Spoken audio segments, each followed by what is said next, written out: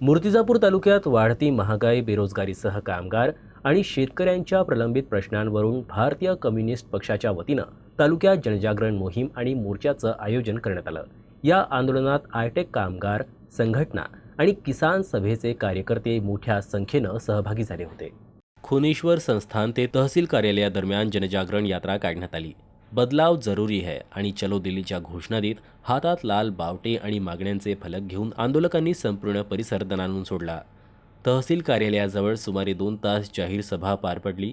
यावेळी शाहीर धम्मा खडसे यांनी आपल्या शाहिरीतून तर कॉम्रेड नयन गायकवाड आणि इतर वक्त्यांनी भाषणातून केंद्र सरकारच्या धोरणावर सडकून टीका केली।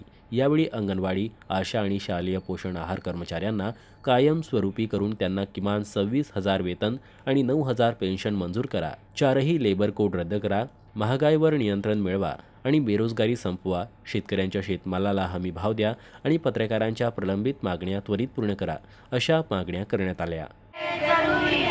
5 मीटर के लिए बदलाव, चलो दिल्ली, चलो दिल्ली, बदलाव जरूरी है, चलो दिल्ली, चलो दिल्ली, चलो दिल्ली, इंकलाब जिंदाबाद, इंकलाब जिंदाबाद।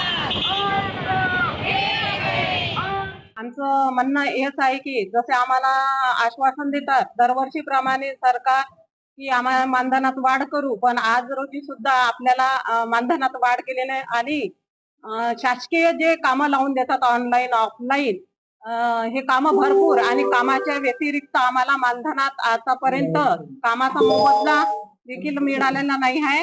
म्हणून आमचं सरकारांना कळवळीचं एक विनंती आहे, जर आमच्या मानधनात आणि आमच्या वेतनात 26,000 मानधन जर नाही दिलं तर आम्ही आमच्या जे काही नारी शक्तीचा प्रकार आहे, जे नारी शक्तीचं जे आंदोलन आहे हे आम्ही आमच्या या दिल्ली सरकारला दाखवून देऊ।